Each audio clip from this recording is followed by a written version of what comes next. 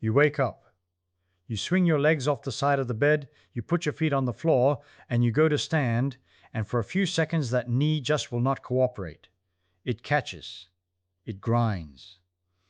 It feels like somebody snuck in during the night and welded the thing shut. Rusted. Stuck. You have to sort of coax it, rock on it, wait for it to loosen before you trust it to carry you across the room. Hold on to that feeling. Really hold on to it, because I am about to tell you something that cannot possibly be true at the same time as that feeling, and yet it is. The cartilage inside that same knee, when it is working the way it is built to work, slides against itself with a coefficient of friction as low as 0.002. Let me say what that means so it lands. Coefficient of friction is just a number that tells you how hard two surfaces grab each other when they slide. Big number, they grab, they drag, they screech. Little number, they glide. Rubber on dry pavement is up around 1.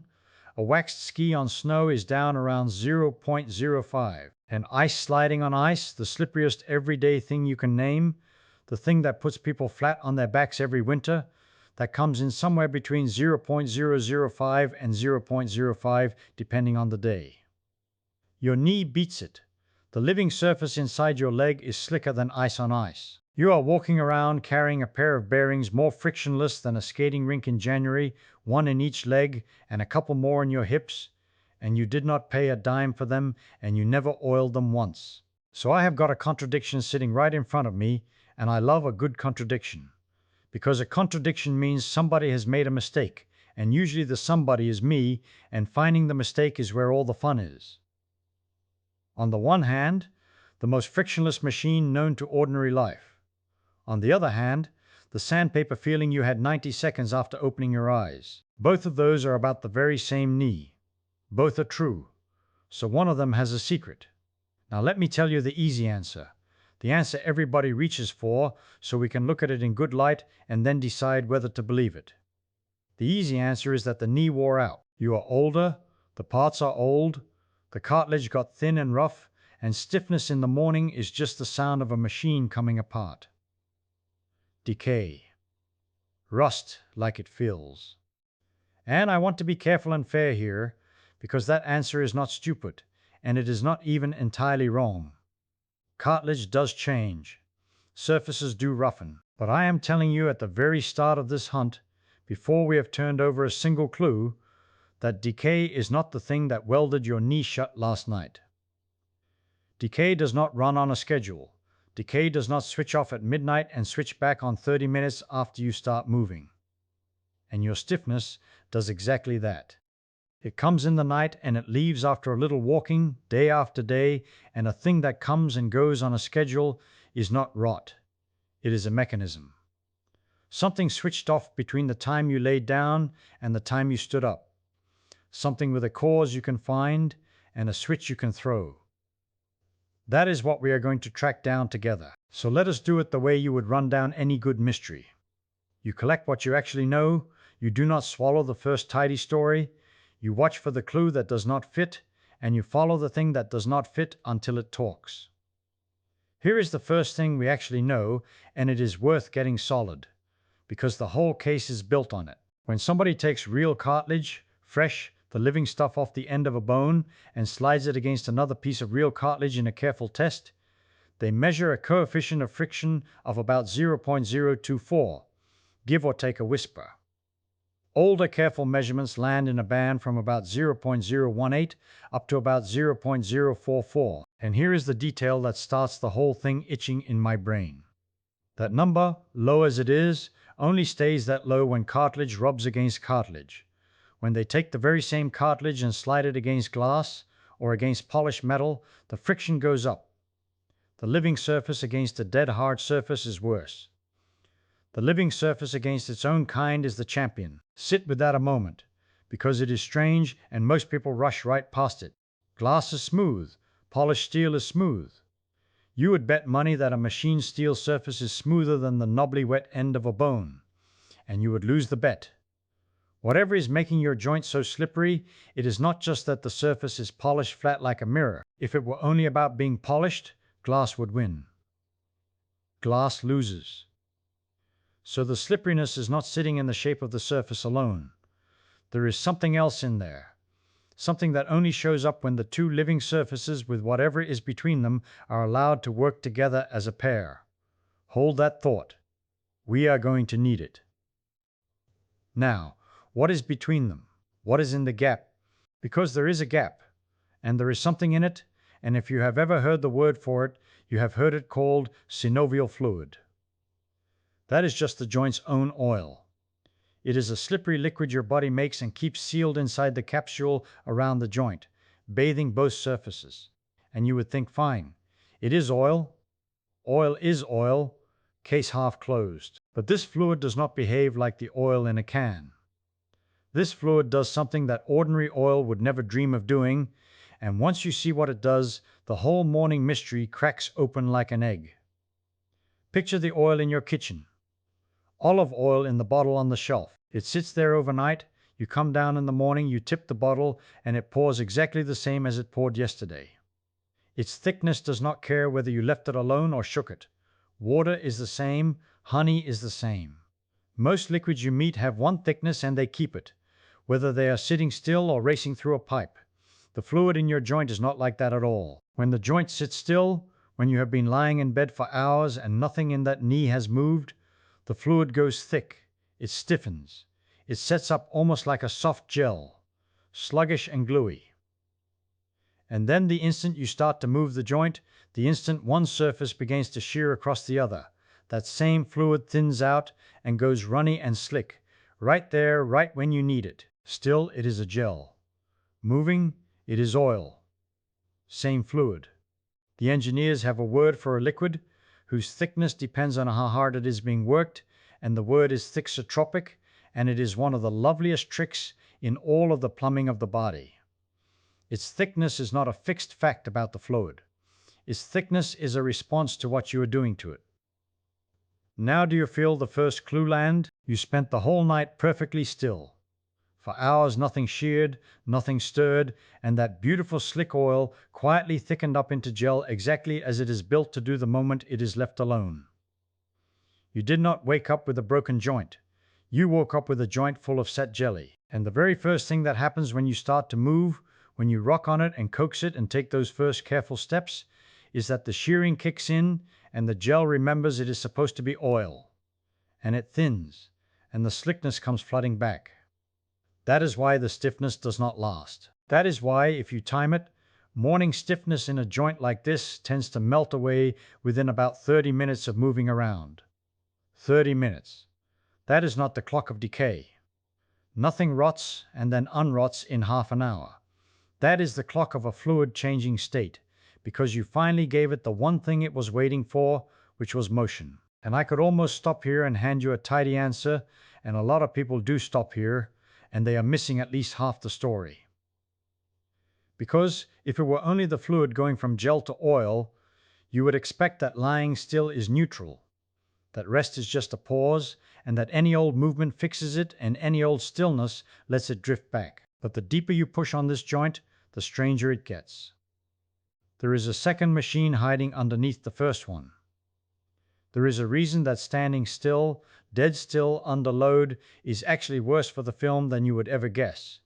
And there is a piece of detective work from a surgeon with a pendulum of all things in the late 1950s that tells us the fluid is not even doing the lubricating the way everyone first assumed. So we are not done. We have got the gel. Now I want to know what is squeezing it, what is pumping it, and why a joint that has been loaded and motionless is a joint that has quietly let its slippery film get dangerously, impossibly thin. So let us follow the surgeon. His name was Charnley, and in the late 1950s he did something that sounds almost ghoulish, but is really just good physics. He took a joint from a cadaver and he hung it up so that it could swing back and forth. A pendulum. Just like a kid on a swing, or a clock, or a weight on a string. And you know what a pendulum does. You pull it to one side, you let it go, and it swings, and each swing is a little smaller than the last one, because friction is eating the energy.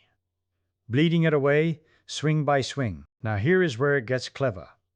The way the swings die down tells you what kind of friction you have got. If the joint were floating on a full film of fluid like a puck on a wet table, the friction would depend on how fast it is moving. Fast swing, more drag. Slow swing, less drag. And the swings would die away in a particular curve. A curve that tapers off gently and never quite quits, the way a hot cup of coffee cools. That is the exponential. It is the signature of fluid doing the work. But that is not what Charnley saw. He watched the swings shrink in a straight line. Equal bites out of the motion, every single swing all the way down. And a straight line means the friction did not much care how fast the joint was moving. It was roughly constant. And in the whole grammar of friction, constant drag that does not care about speed means one thing. It means the two surfaces are actually touching. Not floating. Touching through a molecular skin, a boundary layer only a few molecules thick, smeared onto the cartilage like the thinnest possible coat of grease on a griddle. We call it boundary lubrication, and it is a completely different animal from the fat cushion of fluid everybody had been imagining. Sit with how strange that is. The most slippery bearing in the animal kingdom, the thing that beats ice, and at least part of the time it works not by keeping the surfaces apart, but by letting them kiss, with a layer of slippery molecules standing guard between them so the kiss never turns into a grind. The lubrication is chemistry as much as it is fluid. It is a coating, and coatings can be wiped thin. Coatings can be starved. Hold on to that, because it is the second machine, and it is about to explain the cruelest part of the whole business. Here is the cruel part. You would think that if your joint is stiff, the gentlest thing you could do is nothing. Lie there. Rest it. Take the weight off your mind and put your body at ease. And for the gel, sure, rest is neutral. But your joint is not just sitting there empty. Even lying in bed, there is load across it. Muscles hold tone. Bones press. And a loaded joint that does not move is doing something quietly disastrous to its own film. Think about pressing your hand flat on a wet countertop. The moment you press, water squirts out from under your palm, squeezes out the sides. And if you hold your hand there, pressing, the water keeps creeping out thinner and thinner until your skin is very nearly touching the counter with almost nothing between. That is a squeeze film, and it is exactly what happens between the bones. Somebody built a careful model of this for the human hip, and they found that under a steady, unmoving load, the fluid film gets squeezed down to about 3/10 of a micrometer. 3/10 of a millionth of a meter. To picture that, take a single human hair, which is around 70 micrometers across, and split it into a couple hundred slices.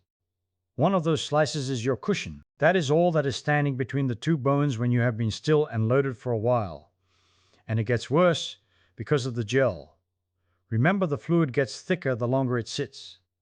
That same model found that the time-dependent thickening, the thixotropic part, only really kicks in after tens of seconds of loading, which is a sneaky little detail. It means a quick shift of your weight, a fidget, a wiggle, resets the clock before the fluid ever has a chance to set.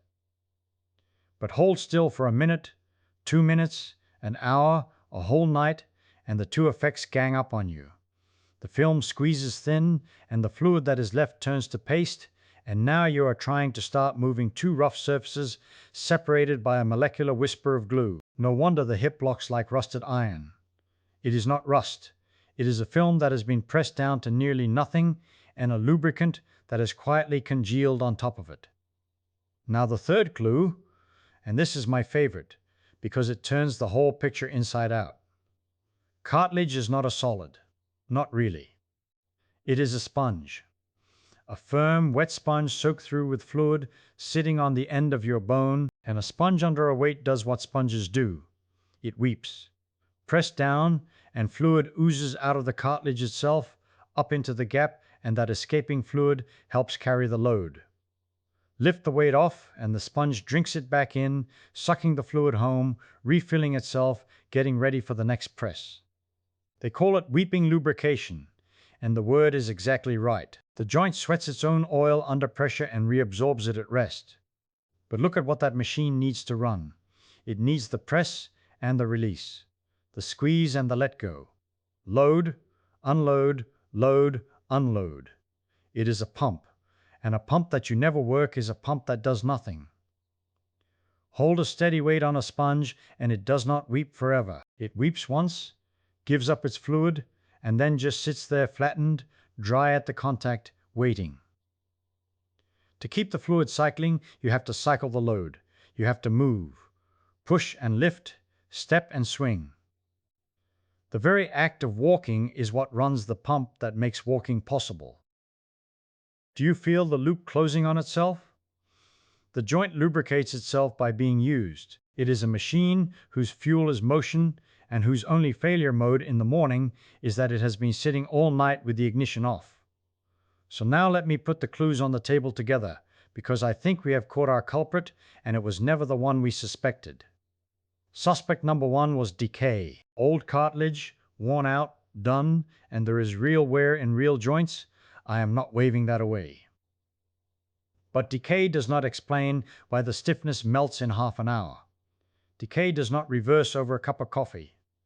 Whatever locks the joint at first light and then lets go by the time you have crossed the kitchen, that is not something that wore out. That is something that was switched off. And now we know all three switches. The fluid went from oil to gel while you slept, and it needs shear, needs the joint sliding to thin back out. The squeeze film got pressed down toward nothing under the long still load of the night, and it needs motion to pull fresh fluid back into the gap. And the weeping pump inside the cartilage sat idle, its sponge flattened and thirsty, and it needs the rhythm of load and release to start sweating its lubricant again. Three machines, all of them stalled, all of them waiting on the exact same thing. Not rest, not medicine. Motion. The stiffness in the morning is not the sound of a joint breaking down. It is the sound of a beautiful engine idling cold, asking to be turned over. And once you see it that way, the fix stops being mysterious and starts being obvious. Almost mechanical.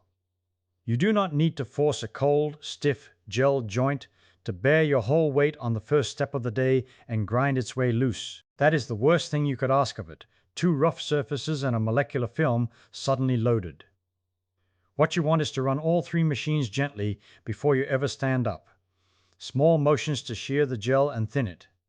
Slow loads and releases to prime the pump and draw the fluid back into the gap. A few minutes of that, and the film you spent the night squeezing away comes flooding back, and by the time your foot hits the floor, the bearing is wet again, slippery again.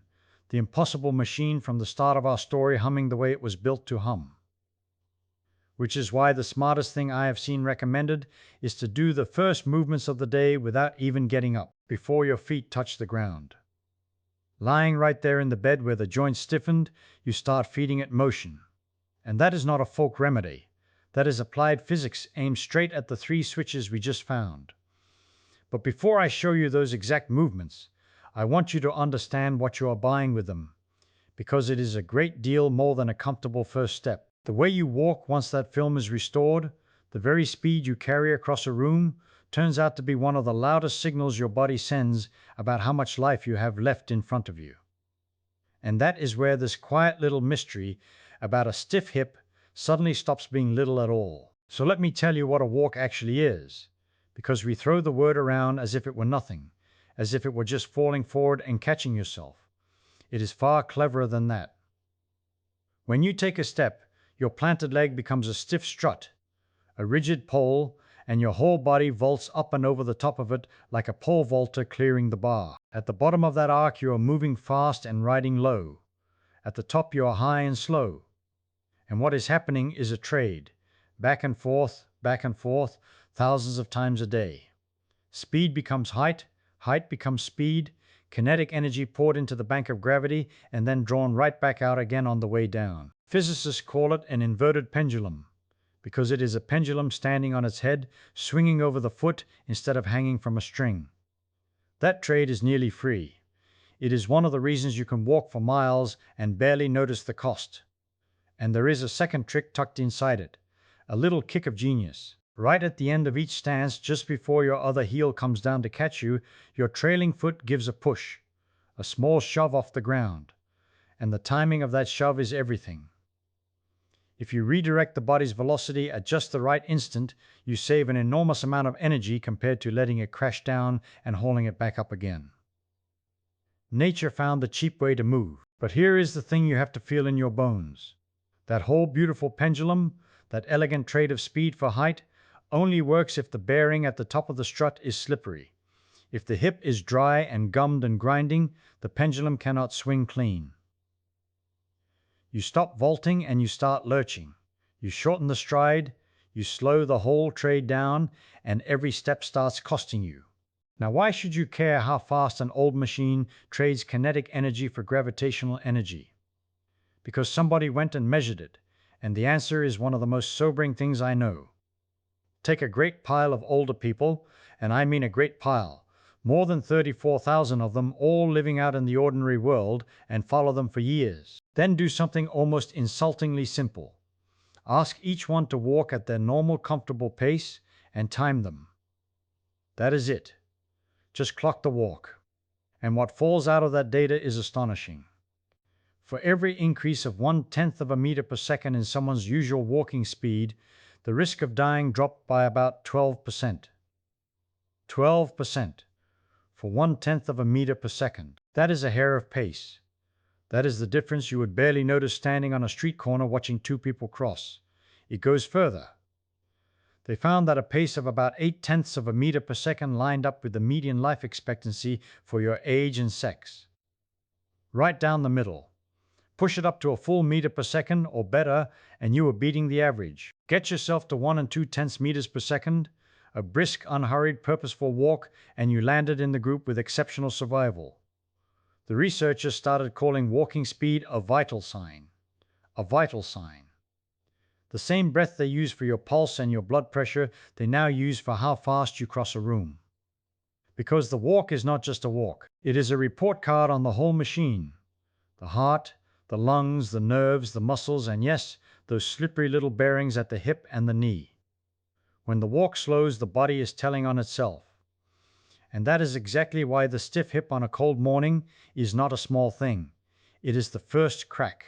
It slows the first steps, and slow steps become a slow habit, and a slow habit shows up years later in that pile of data as a number nobody wants. So the whole chase we have been on, the gel, the pump, the boundary film, the pendulum, it all comes down to one practical question.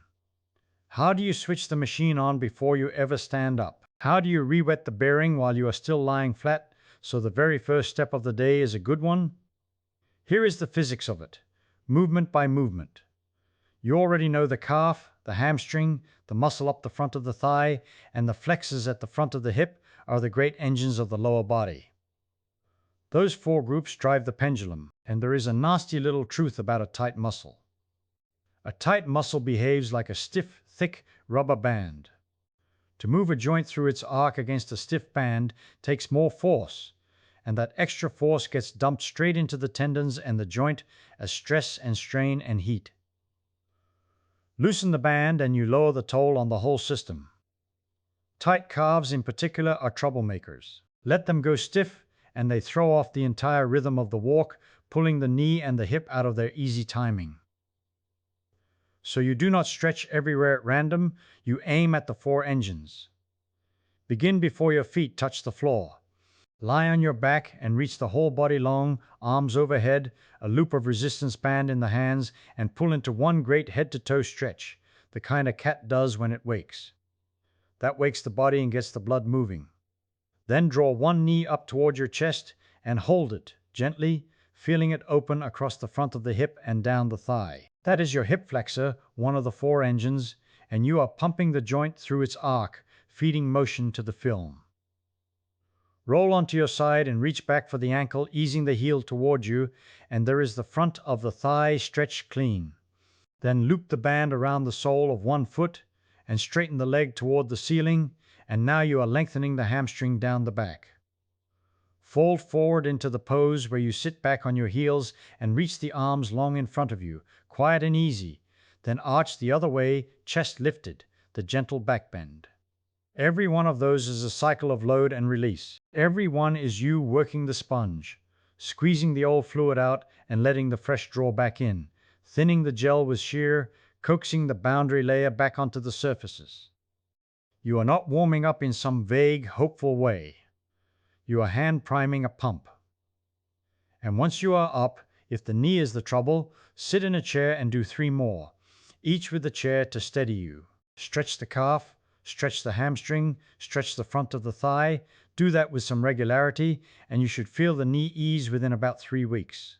Not overnight, this is a rope you pull slowly. But the direction is the whole point. The stiffness in the morning is not the machine breaking, it is the machine idling, waiting for the signal that it is allowed to run. So look at what we have done to the mystery we started with.